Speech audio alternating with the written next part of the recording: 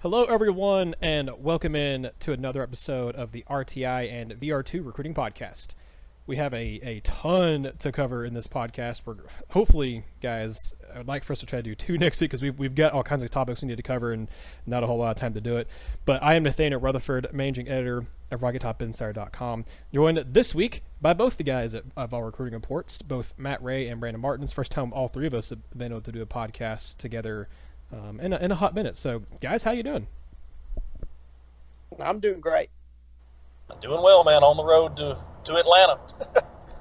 Hey, maybe Tennessee will join you there in a few years, going on the road to Atlanta. But this will be a very full podcast. We're going to have some negatives and some positives as well in this podcast. It's kind of an interesting mix of things going on with this podcast. We're going to start with the bad news to kind of get that out of the way. We do have good news talking about two Tennessee commitments and maybe potentially a third one that could be on the horizon for Tennessee as well. But we'll kind of get the bad news out of the way first.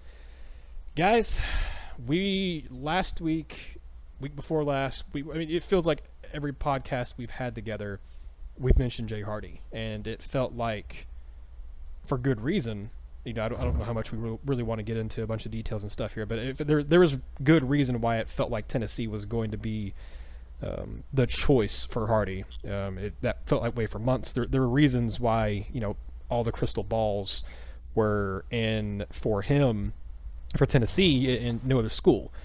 Comes decision time this week on Tuesday, November 6th, Wednesday, November 6th, and suddenly it's not Tennessee, it's Auburn that he picks. I don't know which one of you wants to talk first. I don't know if it Matt or Brandon, y'all just kind of speak and we'll figure it out, even if it's chaos. But what happened? Because it feels like I've heard multiple things. We've talked obviously off the record about kind of what's gone on and stuff. I just kind of want to hear it from more than just text. We haven't actually had a phone conversation about it or an actual talking conversation about it. Matt or Brandon, either one. What in the world happened with Jay Hardy, and is this situation over? Is this a guy that Tennessee could flip from Auburn before he signs? But just kind of, how did this all play out? So right now, Tennessee has until February. That's the plan. That's what Jay told me after the commitment ceremony. I was there. It kind of came as a shock to me as it did everybody else, and considering that we did the commitment interview about a week before, but we knew heading into the official visit that there was still some hope there from Auburn, but it was Tennessee. He was leaning Tennessee very heavily. I went down. I saw him again on Friday night. The motto was still Tennessee, but obviously the Auburn official was the next day. Jay didn't get a full 24 hours. He got up at 5 a.m. To head to Auburn. He got roughly a full 24 hours, I guess, before he headed back out.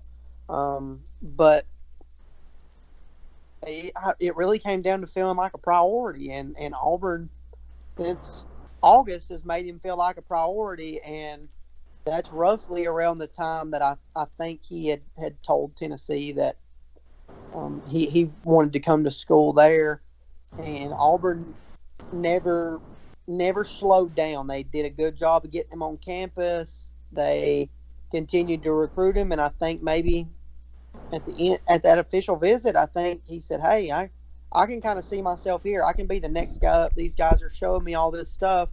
But I know it got really hairy, in the fact that there's reports out that he told Tennessee commits. He told Tennessee that he was still coming there. That last official visit, we talk about it all the time, is important. And Rodney Garner won out again, and I don't think Tennessee is done with Jay Hardy. I think there is a chance for Tennessee to get back in it. He's not going to sign until February, and he told me after the ceremony, because I asked the question. I said, you've mentioned the news cameras got him first, and I said, you mentioned that there could be a chance that you need to build better relationships. I said, but with you being at Tennessee, 8 to 10 times this year alone, I said, where does this put Tennessee as far as building a better relationship? Because it's kind of assumed that you have a great relationship there. What he told me matched up with what we kind of talked about in his commitment interview, He said, I have a great relationship with Coach Garner. He's continued to build that. He's not let off the gas. Coach Rocker and I don't have that great of a relationship. We haven't really talked that much. Now, I know that Rocker's not listed as the primary recruiter, that it's Kevin Scher, and I think he does have a great relationship with Scher, or at least a good relationship with Scher. But I think he really wants that relationship with his position coach because he's focused on getting to the next level, and he knows he has a really big opportunity. And Garner was able to sell him on what they're doing at Auburn, and I think it really came down to that relationship. Can Tennessee flip the script? Can Tracy Rocker open the door back up? There's a lot of questions left to be answered, but I don't think Tennessee's done with Jay Hardy at this point. So is this a case where you mentioned he wanted that relationship with the position coach? Is this a case where if Tennessee puts Tracy Rocker on him as his primary recruiter, that maybe things change? Or what does Tennessee have to do, in your opinion, to win him back and to maybe steal him away from Auburn before it's all said and done, before it's too late? It's going to take a lot. He's well aware of Tracy Rocker's history. One point that did come up in that interview was at the time when it was Tennessee was that he knows that Tracy Rocker won 2 Outland trophies and that he holds his ability to coach and what he knew as a player in high esteem. But I think it's going to have to be more of a Tracy Rocker recruitment, or I'm not sure Tennessee can win out. He holds Jeremy Pruitt pretty high. He believed in what Jeremy Pruitt was selling to him. He believed in what Jeremy Pruitt was doing with the in-state commitments. So for him to kind of go completely against the grain and completely shift, there was something that's just not, that I can't see yet, and that he's not kind of letting out. There's something in there that's not sitting right with Jay Hardy. And maybe it is that maybe it's exactly what he told me. Maybe it is that with Tracy Rocker. Maybe he's looking for a better relationship there. Maybe he knows he's got 4 months to feel like he's a priority to the defensive line coach at Tennessee like he does at Auburn. So, I think it's going to have to be from Tracy Rocker, but that's just my personal opinion and going off what he told me after the commitment ceremony. Brandon, I want to get you in here too. Is this a case maybe of everyone likes to joke about Auburn and the barn and the cabin, wherever you want to call it.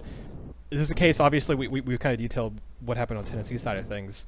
Was this also maybe a case of Auburn just being Auburn? And, this isn't the first time we've seen the Tigers, the War Eagles, whatever you want to call them, sweep in, and specifically with defensive linemen, but just in general, sweep in and get a recruit from Tennessee who it looked like they were a Tennessee lean for a long time. I can think specifically of Lawrence a few years ago. It wasn't to the same degree, but Tennessee was involved with Derek Brown before he obviously went to Auburn. So Tracy Rocker was involved with Derek Brown too. Yep. So Brandon, is this another case of this is Auburn being Auburn and just Tennessee gets screwed over by the Tigers again?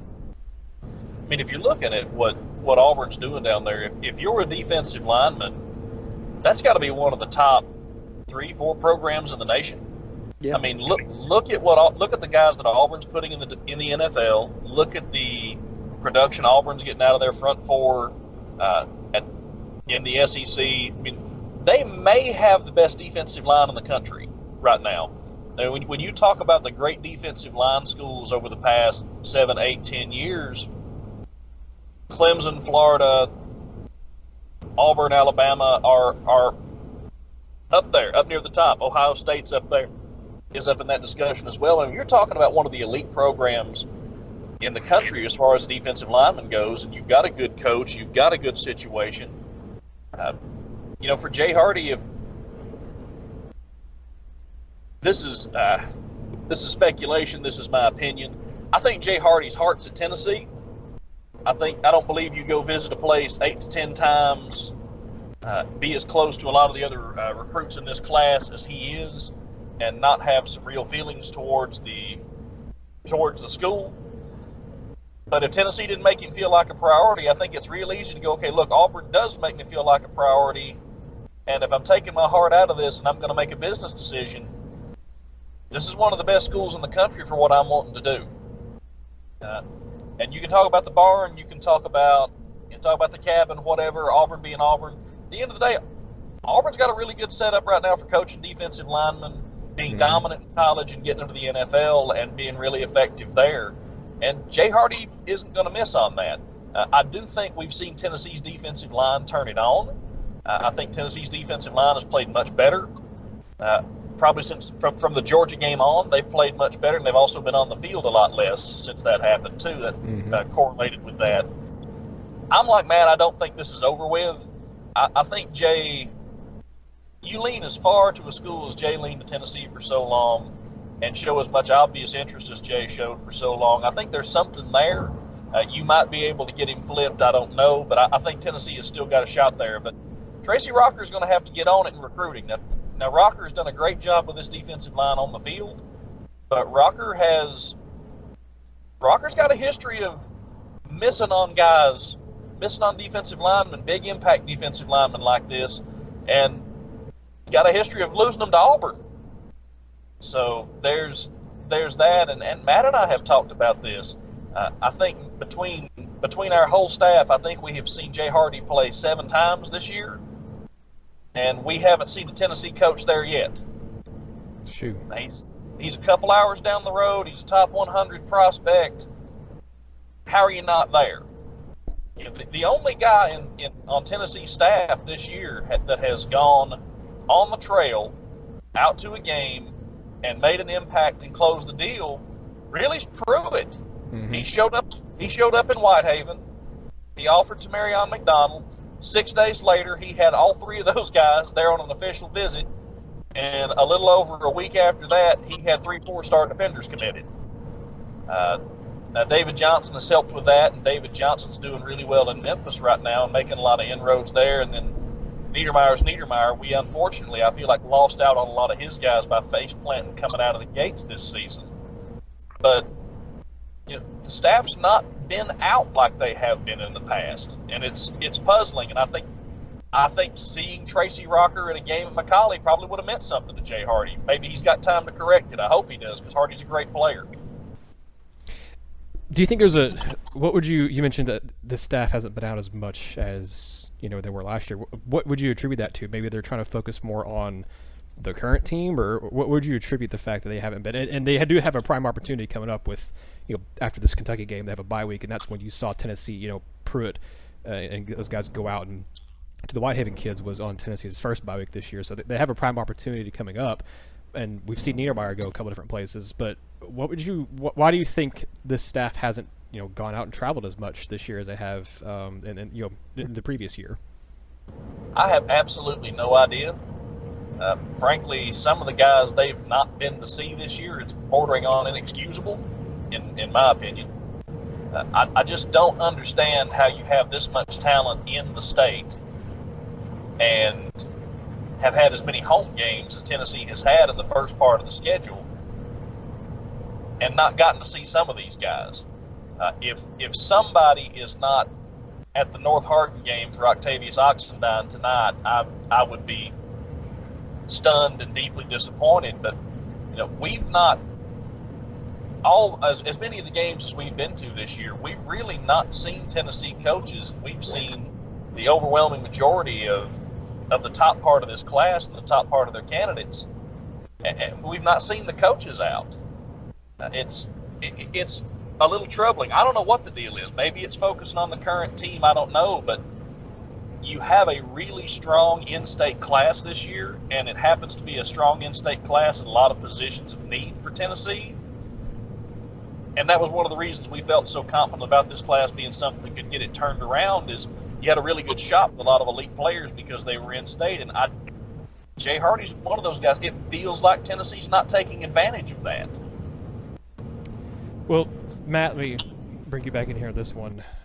To me, I look at this and, I was kind of, I wouldn't say laughing, but I would kind of, I would kind of take people who are worrying about Tyler Barron a little bit and just kind of say, yeah, I wouldn't worry about it as much. But now with the Jay Hardy stuff and just kind of with how long Barron has kept going and going, we've all talked about how we still think he's going to come to Tennessee. But, I mean, he's got his dad on staff under Pruitt as kind of an off-field analyst type of a role here at UT. I mean, there have been multiple times where Barron could have pulled the trigger. There also were multiple times where Hardy could have publicly pulled the trigger. There's the talk of him being silently committed to Tennessee for a while there too. But Barron is a guy who's gone out and he's enjoyed the recruiting process. Give him credit for that. I mean, if I was a 17-year-old being courted by Ohio State, Kentucky, and all these other big time schools too, Oklahoma, I would be enjoying the process too. But this, I think I understand people now more who are worried about the Tyler Barrons, the Omari Thomases, the Marcus Hendersons, even losing a guy like maybe Keyshawn Lawrence who's committed to in the in-state right now. Matt, how do you feel now after this Jay Hardy stuff? How do you feel about Tyler Barron? How do you feel about Octavius Oxendine, who knows he's not an in-state kid, but he's another guy that Tennessee's targeting as a defensive lineman. Specifically with those two, then also some of the other in-state kids that Tennessee's targeting. Does this kind of shake your faith a little bit in Tennessee's ability to grab some of the defensive linemen on their target list and some of the in-state kids on their target list? Yeah, I'm not going to say it shakes my faith. I mean, Tennessee, I think, has done a pretty good job with all of those guys. I think when you look at Tyler Barron, he has been a foregone conclusion to Tennessee, and in today's social media age, that can kind of negatively impact you. It's a big moment for kids. They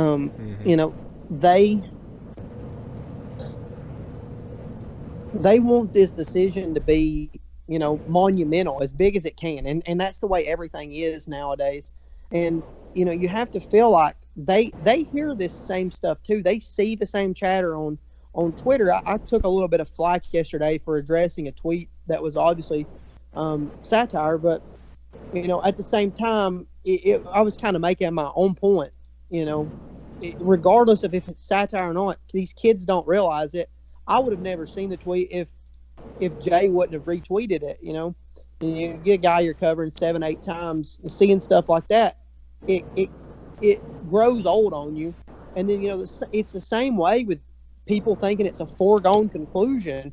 These kids have 30 offers from schools that 29 of them could be better than Tennessee. I mean, and that's not a stretch. I mean, Tennessee's not a top 30 team in the country right now. So, 30 of those schools or 29 of those 30 schools could be better than Tennessee. Just because they're in state doesn't really mean that, that they're a foregone conclusion to Tennessee. Does Tyler have a lot of stuff working in his favor? He moved to Knoxville. Yeah. He has two really close friends that are committed. Yes. His dad's on staff. Yes. Does he like Tennessee? Yes. So, yeah, all that's working in his favor, but he's also got Ohio State, who has, well, I hate to even say guys like Chase Young right now, because who knows what's going on there. But, guys that like Chase Young caliber that have come through their program, that he's being sold on being the next one of those guys. Kentucky, that's pitching him really hard. He's got some connections there at Kentucky. They've had success with their defensive line. So it could be, if they added him, bring in the best defensive line class in school history. Guys appeal to stuff like that. And, sometimes that stuff kind of just grows on you. You kind of want to, you hear about it for so long that the appeal is gone. So I think Tennessee's still in a really good spot with Tyler Barron, but I think they're still having to recruit him. I think they were probably in a really good spot with Jay Hardy, and maybe they didn't recruit him as hard. So, I think Jay Hardy's commitment is going to be a little bit of a firm reminder that we've got to close on these guys. And, I'm not going to say that there's more concern. I know that Keyshawn Lawrence called Jay Hardy within about 45 seconds of the live feed going off on his commitment, wanting to know what happened. So Tennessee still has guys that are really loyal in this class, and they have targets that are really interested in them. But I can see a little bit of a cause for concern, but right now, no, I don't think so. I think Tennessee's going to be fine. I think they just have to stay the course. But now I'm with Brandon. I do think we need to see Tennessee on the road a little bit more. And I think you can attribute them not being on the road so much, especially since that Georgia State loss, to a quote that Jeremy Pruitt gave the other day. He's having to handle things one day at a time. And right now, Jeremy Pruitt's having to grow up even more in a hurry as a head coach. And I think he's doing a really good job of that. I don't think he's getting enough credit as to how he's handling his program right now. I had a friend that was a Georgia fan call me the other day in a serious conversation, say, if Jeremy Pruitt wins out, I think he should be considered for SEC Coach of the Year. And I said, tell me why. I said, because I can see what you're saying. And he proceeded to tell me, he did this, and he's grown up. We've watched the program grow up.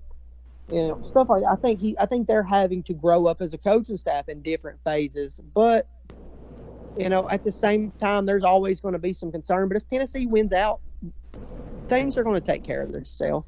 Oxendine, Tennessee is high on him and he's high on them. And it's just going to be a waiting process now. He's going to take it to December and anything can happen. But Tennessee's got a chance to visit these guys, go in home with these guys, and they're going to make a run at several of them, and they're probably going to get several of them. So, we'll see what happens, but it's going to be fun to watch. I think Tennessee's still got a chance to get back with Jay Hardy. I want to emphasize that. I think Tennessee has a really good chance of potentially flipping Jay Hardy back. I think it's going to take some work. I think they need to win some ball games. I think Keyshawn Lawrence is going to play a big part in that. Yeah, I'm glad you brought him up, Matt, because I think Keyshawn's really solid in this class. Keyshawn's close with Jay, and I think Keyshawn's going to let him hear about it. If the staff steps up and really makes Jay a priority, I think he's a guy they can bring back in. But if you do miss on Jay Hardy, as bad as it hurts, you've still got the potential to land a really, really good defensive line class with some really outstanding players. Octavius Oxendine is announcing on December the 18th. I don't know if he is in early signing period or if he's going to sign on in February. I don't know which one of those. I know he's going to announce right before the early signing period starts. Oxendine's a guy that I got to see. That is a 310, 315-pound athlete that plays defensive end at North Hardin. He doesn't play tackle. He plays end every play and can flat rush the passer, can get upfield, straight line speed. He is stunning. That's a big, strong, athletic defensive lineman who can plug in as defensive end for Tennessee right away and give them a pass rusher from that 3-4 end spot. You don't see a lot of 3-4 ends be excellent pass rushers. Oxendine has got the speed to do that. You could potentially pull an Omari Thomas. We all know how I feel about Omari Thomas. I have waxed poetic. That is the kid that I want more than anybody else in this class. I've seen him a couple of times and just blew me away both times. He is an unreal athlete on either side of the ball. Wherever they decide to put him, wherever he decides to play, he's an immediate impact player. He wants to be on the defensive line. I think he's probably a 3-4 end as well. You've got other guys you can bring in here that are gonna mitigate that loss. It still hurts. You've still got Dominic Bailey committed, by the way. Yeah. Who's a top 250 defensive tackle that nobody remembers anything about, who'll probably be an end for Tennessee as well, who just all he does every time they put him on television on ESPN is wreak complete and utter havoc. So this is still a good class. Losing Jay hurts, and if you can't flip him back, it still hurts. But there are still options in this class that are really gifted athletes that would help Tennessee enormously immediately. Yeah, and I guess we can go ahead and transition from that into the more positive topic here, or positive topics, I guess, for the podcast. We've got so much else we can cover. We're going to kind of just have to go with the three main storylines here for Tennessee recruiting on this podcast right now, though. Tennessee did also pick up 2 commitments this week. The first one was literally a huge commitment because this kid is gigantic. Carey Miller, offensive lineman from Texas, who we were able to speak to, Matt, and did an interview. We both have interview pieces up on our respective sites. If you haven't checked it out, definitely go be sure and do that. But he is a huge prospect. Both the guys that Tennessee got this week commitments are both, I would say, projects. The guys who I don't know that they will come in and contribute really immediately right away as freshmen, but I think have really high ceilings. Carey Miller is a guy that plays mostly guard for his high school, but it looks like the staff is really kind of maybe target him as a tackle moving forward because he has the frame to do it. He needs to slim down, but he is a huge 6 foot, 6'5", 370 pounds. I mean, he's just a big kid out of Texas.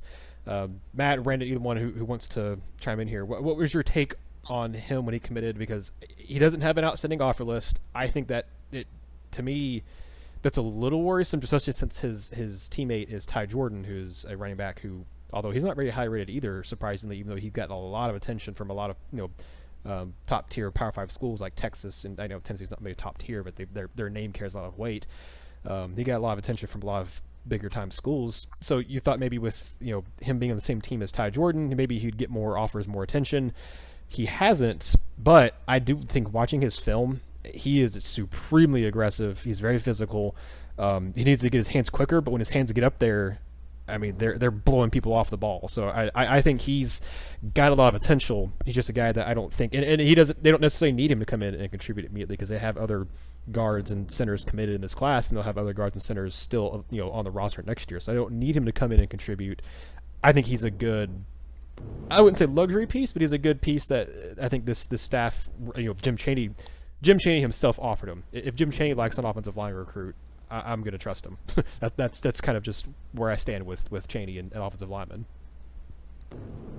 For me, Miller is he's big, he's strong. He needs to lose weight. What I like when I watch Miller, though, is his technique is pretty good. Mm-hmm. The framework is there. He needs to lose weight. He looks great in run blocking. In the run game, he's a runaway steamroller.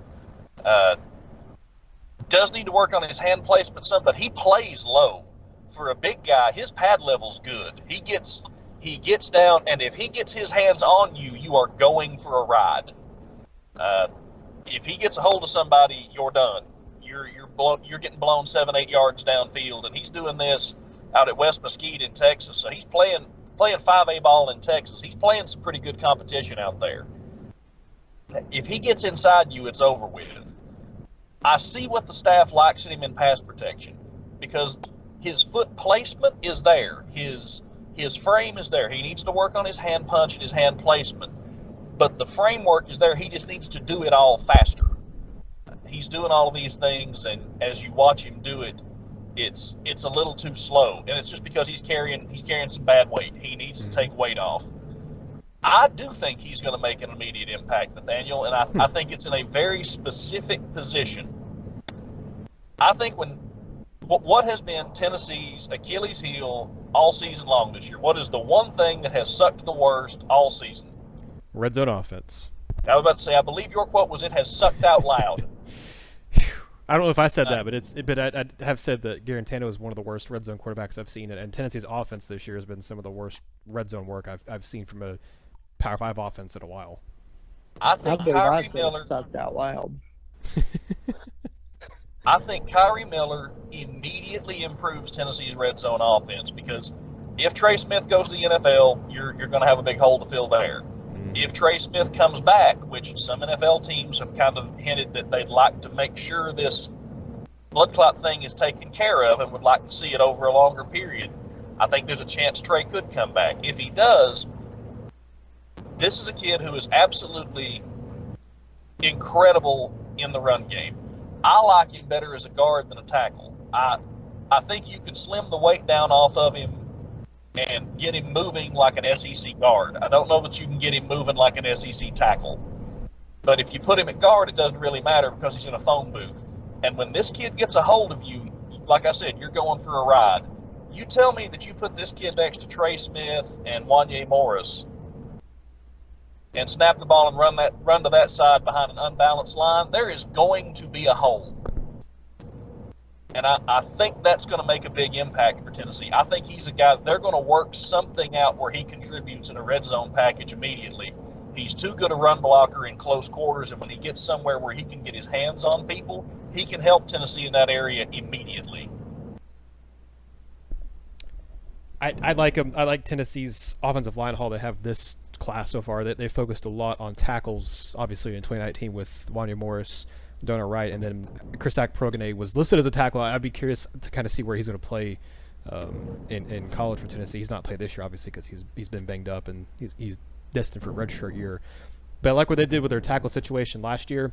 They obviously needed more of guards this year, and they've gone out in centers too. And they've got Javonte Spraggins, who is now listed as a center, and that's why Tennessee gave him the offers, because at camp he started snapping the ball and looked really good doing it. He was starting to get a lot of attention from other Power 5 schools, and he's still a guy that I think they're going to have to kind of be careful and hold on to.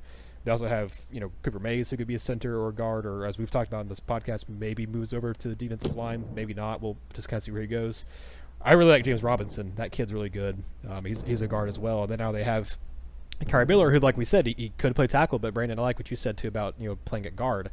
I just think this class offensive line haul doesn't have the 5 stars of last year's class, but I think it's for what they're going to address depth-wise, what they're going to address needs-wise for moving forward. I think it's maybe not as good because you don't have, to me, except maybe Spraggins or Cooper. I don't think you really have an instant impact day one starter like you had with Wanya and Darnell. But I think the future of the interior really has gotten a boost from this group. Moving ahead here now, and Matt, I'll turn to you for this one. Tennessee got another commitment in the 2020 class on a Friday. Kind of came out of nowhere a little bit. He's a guy who's he's been on Tennessee's radar for a while. I interviewed him a little while back. I can't remember if you guys interviewed him too or not. I think you may have, but I know I interviewed him not long after he took his first visit to Tennessee's campus. That's Jamari Butler. He is a weak side defensive end / outside linebacker in the 2020 class out of Alabama. This is his first year playing football in high school. I think, if I remember correctly, he told me he might have played in like middle school or something like that. But his first 3 years of high school, he focused mostly on basketball. He did do a couple other things too, but he mostly was on basketball. Playing his first year of high school football as a senior, he is absolutely blown up. I think I haven't seen his full stats. I know at the halfway point of the season he had 8 sacks and 14 tackles for loss. I think now one of the things I saw, he finished the regular season, because they made the playoffs this year. His high school did Murphy down in Mobile, Alabama. He finished the season with over double-digit sacks. I think probably close to 20 tackles for loss. I know he had, like I said, halfway mark, he had 8 sacks and 14 tackles for loss. I know for a fact he had double-digit sacks, so I think, imagine he got close to, if not over, 20 TFLs too. He's pulled in offers. His first offer in the FBS came from UAB back in the summer in July. Kansas was the first Power 5 school to offer him. Since then, Tennessee was the first SEC school. He's also picked up, since Tennessee offered him, offers from Nebraska, from Ole Miss, from Indiana, from Maryland. He's also got other smaller school offers like South Alabama and Southern Miss and teams like that. But he's a guy who went from having one offer heading into his senior season to all of a sudden now he's got like a dozen. And some of those programs are pretty good programs, like at least historically, like Tennessee, Nebraska, Ole Miss. At least that's 2 SEC offers for him. Matt, I think he has incredible potential. He's a guy who, once again, kind of like Carey, he's pretty raw. He's got some stuff he needs to work out. But just from watching his film, one of the things that really stood out to me was that for this being his first year of playing high school football, he has really good football IQ. I mean, he's doing things, making split-second decisions that maybe it's just kind of instinctual and he's just kind of going with the flow. But he's doing stuff that I wouldn't expect a first-year player. Maybe it's because he's not a freshman in high school, so maybe it's a little different. But it's something that I wouldn't expect a guy this is their first year playing football to be making some of the decisions and doing some of the things he's doing. He's not, he's not making some of the same plays you see like a Noah Sewell or something like that making. But for taking all into account, his history and everything, I think he has an immense ceiling. I think to me, reminds me a little bit of like a Roman Harrison last year or a Darrell Taylor when he came in, undersized. They're talking about Darrell Taylor, looked more like a wide receiver. They're kind of like a tight end. I think he's a guy that he made impact at special teams early on, kind of like we've seen Roman Harrison play a little bit of defense and a little bit more special teams. But I think with both those guys, with Harrison and Butler both, I think the sky is maybe the limit with both of them. Because I really like Butler as a commit in this class for Tennessee. Yeah, I really like Butler as a commit in this class as well. The Darrell Taylor comparison, I think, is pretty accurate, and Roman Harrison as well.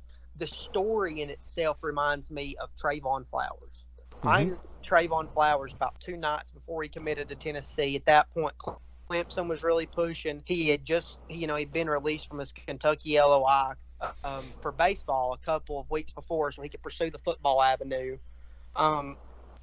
With Trayvon, one thing that stuck with me forever, or since that interview, I guess, is he told, I said, what does Jeremy Pruitt really, really like about you?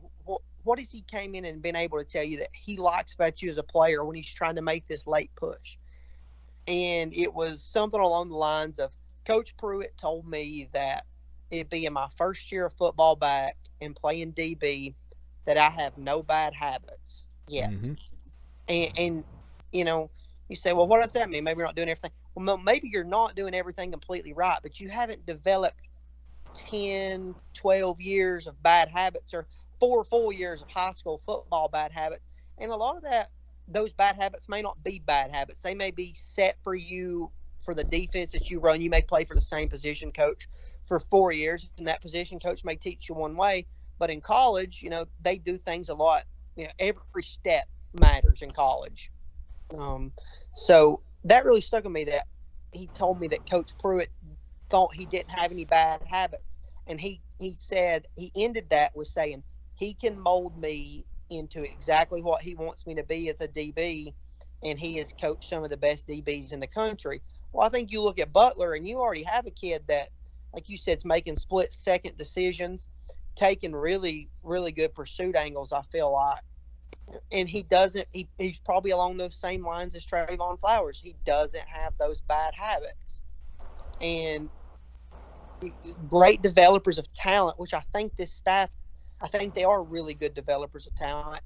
I think if they can get a guy like that, and they can really see it and watch late in the year, and Flowers is a late in the year guy too, they see that senior film and they see that it's right there, and maybe just a tweak or two here and there in an off season in the weight room can push you into a spot, then I think they're going to take that opportunity on you.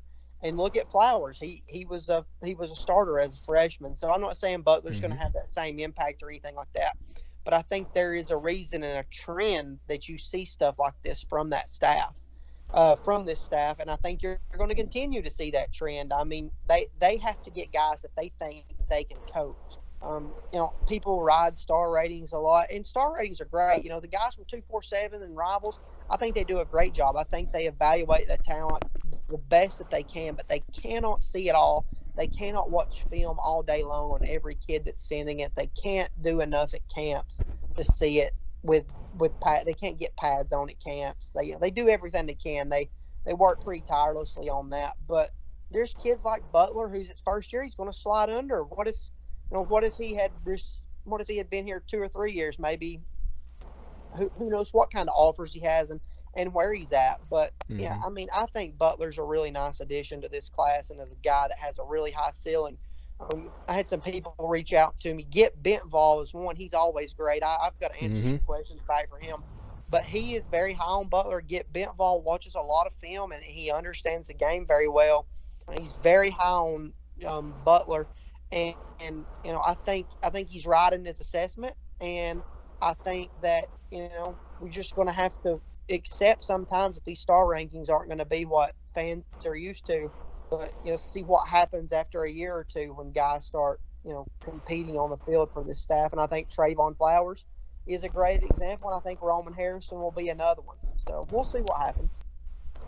Yeah, I really like that Flowers comparison. And from just a playing out of position, although I think Butler's playing in the same position that the coaches wanted. But mentioning Roman Harrison, he was a guy I mentioned because he was playing out of position. So yeah, from a knowledge standpoint, he didn't have he was similar to the same level of knowledge that you bring with Butler, to where he didn't have a lot of bad habits at outside linebacker because he didn't play that. He played defensive tackle for his high school because they didn't have anybody bigger. Yeah. But from an actual physique standpoint, I mentioned Darrell Taylor. He came into Tennessee at 6'4", 225, maybe 230 when his freshman year. Redshirted, played a little bit in his freshman season, or redshirt freshman season in 2016. 8 games, 9 tackles, a tackle for loss, a pass defended. But his third year on campus, his redshirt sophomore year, that's when you saw him become a bigger impact player. 27 tackles, 3 sacks, 4.5 tackles for loss. He forced 2 fumbles. He broke up 2 passes. He recovered a fumble. And then obviously the last 2 years he's been a full-time starter and has been, you know, one of Tennessee's better playmakers on defense. He's totaled the last 2 seasons. He's gotten 14 of his 17 sacks. He's got 18 tackles for loss. He's broken up 4 passes. He's forced 4 fumbles. He's recovered 3. He's totaled over almost 70 tackles. He has 69 tackles on his last 2 seasons combined. And I guess 21 games at this point now. Yeah. Yep. So he's a guy, I'm not trying to put, Darrell Taylor type expectations on Butler, but just from looking at his physique and his athleticism, that was a thing that, why Taylor was ranked as a 4-star. He played more in high school, so, an evaluators had time to look at him. Yep. He didn't have the build, but he had very similar athleticism and very similar just kind of playmaking ability that I see in Butler.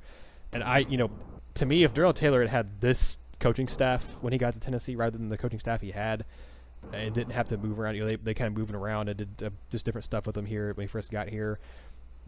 I think you would have seen Taylor be maybe I think he still might have redshirted, but I think he would have been a guy who contributes for your 3 years and is gone to the NFL. I don't think he's here for 5 seasons, and only 2 of them have been like significant contributions. He did some good stuff in his third year on campus in 2017, but I think you would have seen more of what you've gotten from the last 2 years with his coaching staff. And that's a big what if and everything. But honestly, guys, and I'll kind of let you close out, Brandon, before we end the podcast here.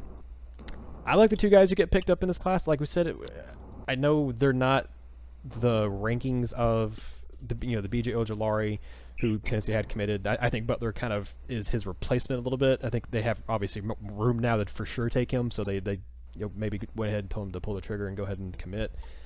Not the same rankings as B.J. Ojulari, not the same rankings as Jay Hardy. But I hate to be the guy who says rankings on everything, but they aren't. Sometimes they are, sometimes they aren't. They are when it comes to a collection of individuals into a team, because we've seen it. The teams that make the playoffs year in and year out are almost always some of the most talented per team, or by recruiting rankings, they're some of the most talented in the country year in and year out. But from an individual basis, it sometimes don't matter, because you have guys who are 3 stars who end up, look at Derek Barnett. He was a 4-star, yeah. Derek Barnett should have been a 5-star. I mean, he came in and now he's the sack record holder for Tennessee. You have other guys who were, Cam Sutton was a 3-star. He should have been a 4-star, at least by the time his career was done. A lot of this doesn't take into consideration, maybe they're just a perfect fit for a defense or an offense. Maybe they just need a little bit more development. Maybe they just need the right coaching. It's not. It's very hard to evaluate. I don't like to.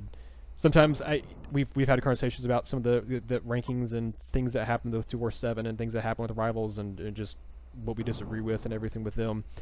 But I'll be first to admit, it is a difficult job to do, to sit there and evaluate a 16, 17-year-old kid, sometimes even younger than that, 14, 15, and try to come up with a score to give them to project their future. I know obviously they go back and change those scores, but it's a hard thing to do, especially when a lot of it's based on nuances and stuff, that maybe a guy does this one thing just a little bit better than the other one, so you give him a 4-star and this guy's a 3-star. I mean, it's tough, but Brandon, I know these guys don't have the rankings as some of the other ones, but this staff already, you look at the 2019 class, they've been able to find a couple of guys in that class and the 2018 class who weren't the highest rated, who've come in and, I mean, they've been contributors to Tennessee. As Matt pointed out, Trevon Flowers is a good example.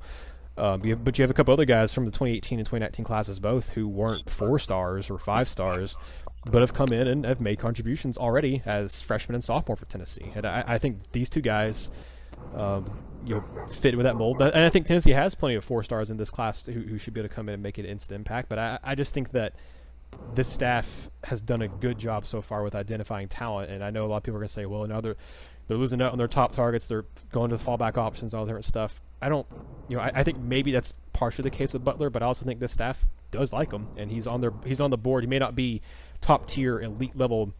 This guy can be an All-American type of guy for us, but he's on their board as a guy who can come in and help us win games. And they wouldn't take a guy who they don't think can help them come in and win games. I think a really good comparison for Jamari Butler in last year's class, for me, was Melville Mcbride, before obviously he had the heart issue and had to medically retire. Melville Mcbride had not played very much football. He had not played a lot of football. He was a 3-star recruit. He was playing at Whitehaven.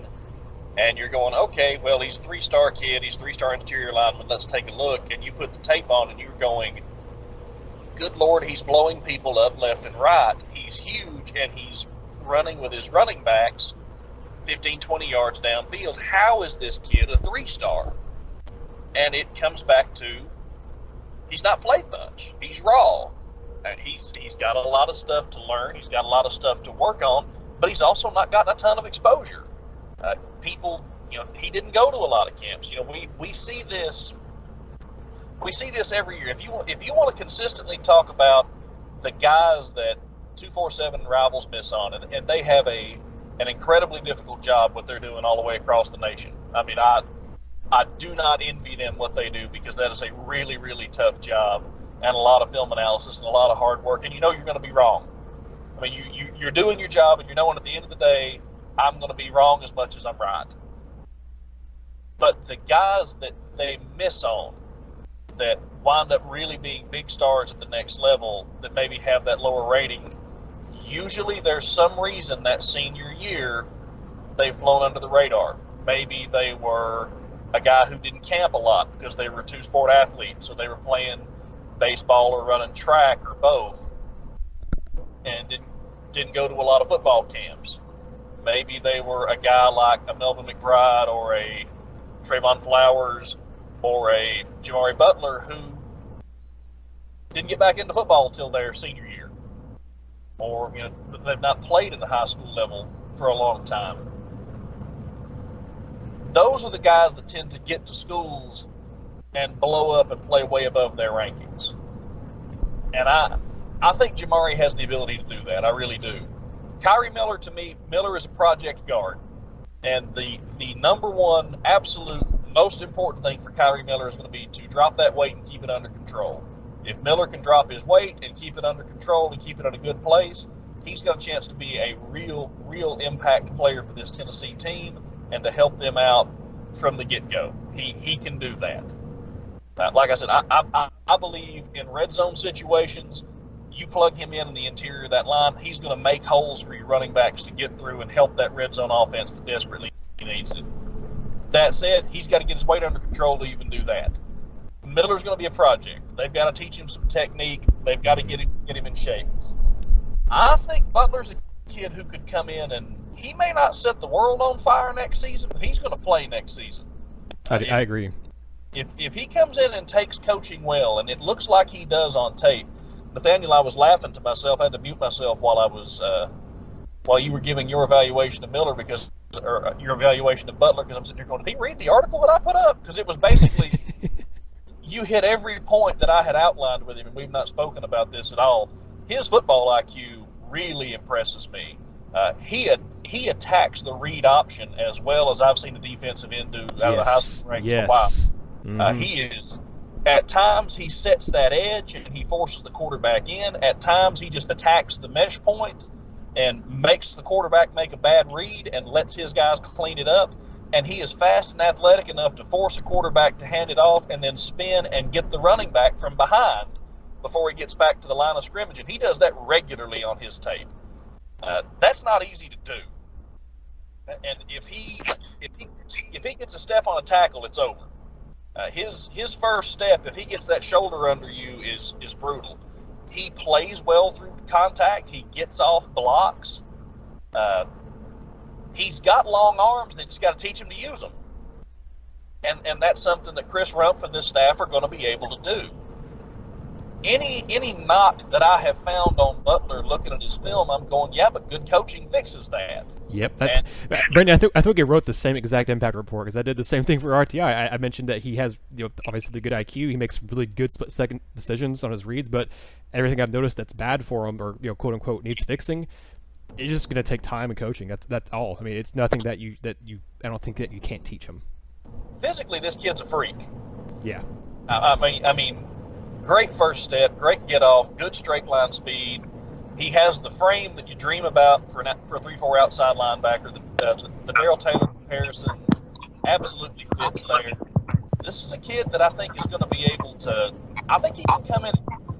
I'm not saying he'll start as a freshman, but he's going to play. Well, guys, we have so much more to talk about. I mean, I want to eventually, like I said, hopefully next week we can have time to do two. We've been struggling to have time to do one podcast a week, so I don't know if it'll happen or not. But we've got so much more to talk about. I would want to talk about, Darnell Washington. I'd love to talk about Leonard Whitehead, D. Beckwith, who just got a Tennessee offer for basketball along with his football offer. That's going to move a lot of stuff. Yep. Yeah, Reginald Perry. I mean, there's all kinds of guys we could talk about. We touched a little bit on Tyler Barrett and everything too, but we don't have time for all that this podcast, unfortunately. So we'll have to do at least one more next week. I would love it if we could do two. We'll try to do next week, unless we have another commitment to talk about. Oh, that's actually one last thing before we talk about it here.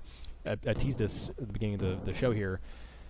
Brandon, I think before we hit record here, you were talking about there could be a chance Tennessee could, or I think we're all three of us talking about it, actually. There could be a chance Tennessee could pick up another commitment here soon. It's a guy who visited recently and seems to be a very, very heavy Tennessee lean. So, Brandon, if you want to go with that one, or Matt, whoever wants, I think we both talked about it. So, whoever wants to mention it, feel free to.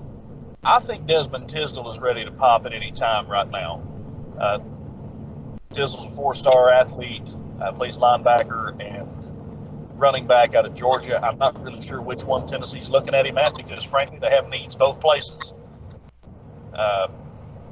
Tisdale came in, we felt like, I think, Nathaniel, you and I think we had, maybe the last time we were all on together, we had talked about, it felt like Tennessee was really getting in on this kid late. What took you so long? And we kind of wondered about that. Since they did get in on him, though, he's a heavy Tennessee lean. He got on campus and he looked like he had the time of his life. His Twitter has been decidedly orange ever since he has been to Knoxville for the first time. I got a feeling that one's coming.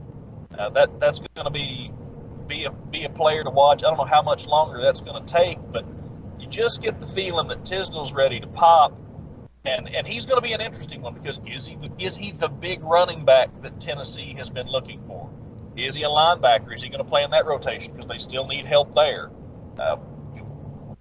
Could play a little bit of star. Yeah, could play a little star. And as much as we've talked about with this, I feel like we've said this with a lot of guys on this Tennessee team, with this Tennessee recruiting class. What is he? There's a lot of guys in this class that can play 3 or 4 positions that Tennessee needs help at, and they can all plug in different spots. And Tisdale's another one. What is he? Is he going to be a running back? Is he going to be a linebacker? Is he going to play that star position? I think it's probably running back or linebacker because I think those are 2 big needs Tennessee still has in this class. But he's going to be a highly rated recruit to watch. That one will generate some more noise because he is a 4-star. He is a really good player. It's going to be interesting to see where he goes, but I think he's really worth keeping an eye on. Yeah, that'll be an interesting one to keep an eye on. I like him a lot as a running back. I think the star's an interesting one. He fits if you're looking at kind of what he could do on defense, that Tamari McDonald kind of feel where he could be a guy who can kind of play different positions. I don't think he projects as an inside-outside linebacker necessarily in Tennessee's defense or in SEC defense in general. But I think what the big thing with him, why maybe some teams have been hesitant on him, have been grades. But I think if you feel like you can get him, I don't think he'll sign in the early signing period, or I guess maybe what we should start calling the regular signing period, because that's when where most of the kids have been recruiting or been committing and signing lately is the early signing period.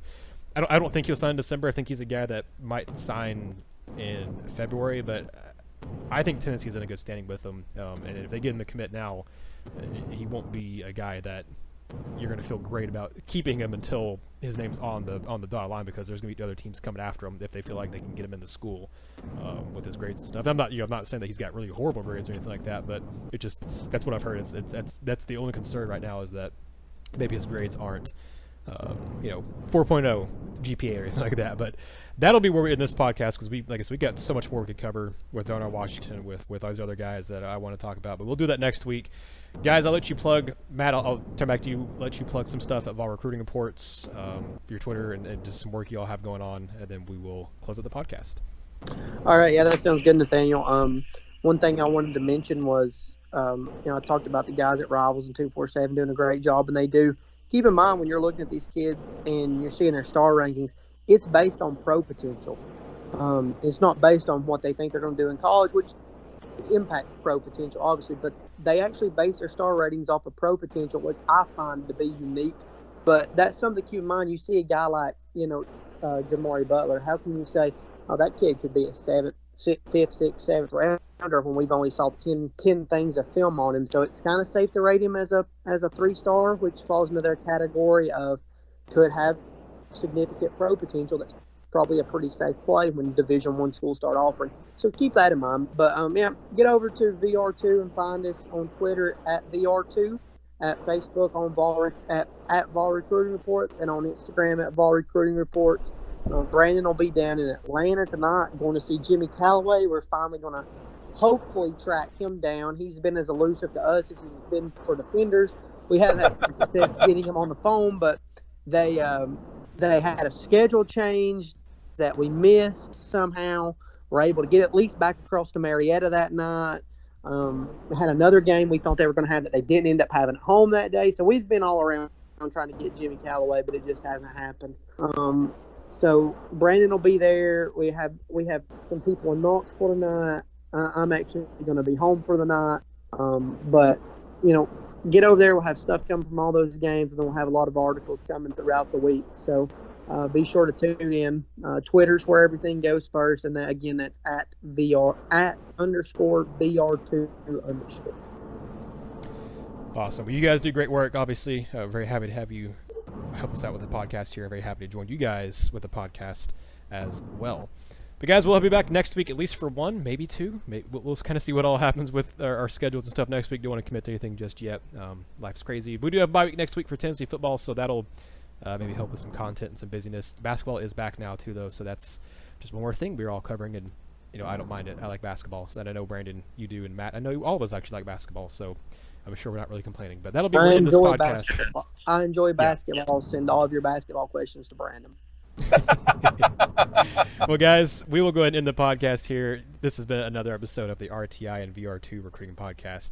All of you who send us questions, who interact with us, you all are great. You can listen to it on iTunes or, I guess, Apple Podcasts, whatever it is now. If you have an Android device, listen to us there. On YouTube as well. And we're on Twitter at Rocket Top Insider. We have Instagram, Facebook, YouTube, Twitter, all of that as well. Thank you all for tuning in. This has been another episode of the RTI and VR2 Recruiting Podcast.